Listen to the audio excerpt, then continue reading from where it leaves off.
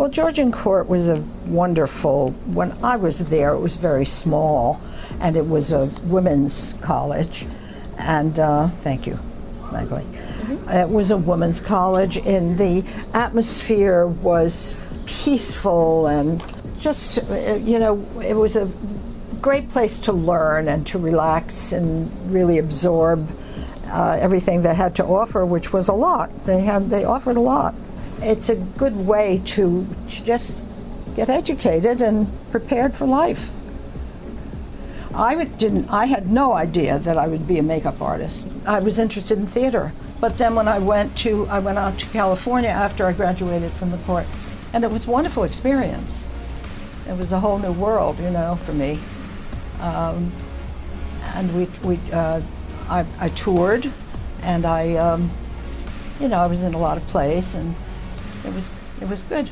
And then when I came to the city, that's how it came about. I was with a classmate of mine, and he said, let's make rounds.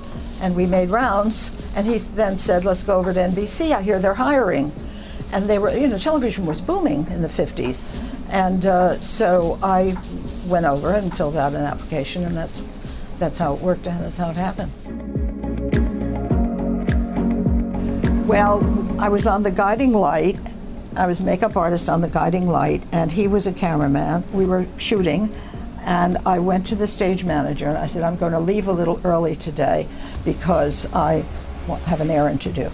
So I turned around abruptly, and I didn't know that the microphone boom had been repositioned.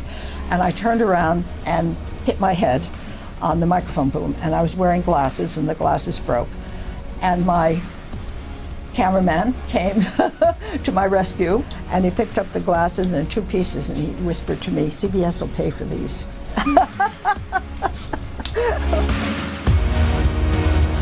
Of course, everybody likes to talk about the Beatles, right? I've made up 5 presidents and 1 prime minister, but they want to talk about the Beatles. Ed Sullivan Show. The Ed Sullivan Show. Yeah, I mean, we didn't really know who they were, and nobody really made a big fuss over them, except the kids knew. And I called my husband and I said, these people, looks like they're going to be something big, and if you can get the children over, maybe we could get them to the dress rehearsal. And they didn't want to come. They didn't know who the Beatles were. Did you ever work with Old Blue Eyes? Yeah.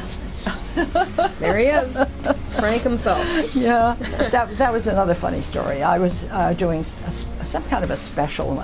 We can't seem to find out which one it was, but anyway, it was a special. And we were set up in this large room. I had one side of the room, and my friend Inez had the other side. And people would come in, and we'd make them up. And we had lights and everything. We set up all the makeup on the table.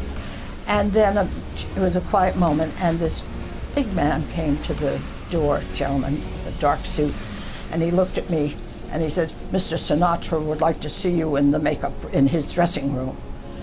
And I said, naively, you know, can Mr. Sinatra come here?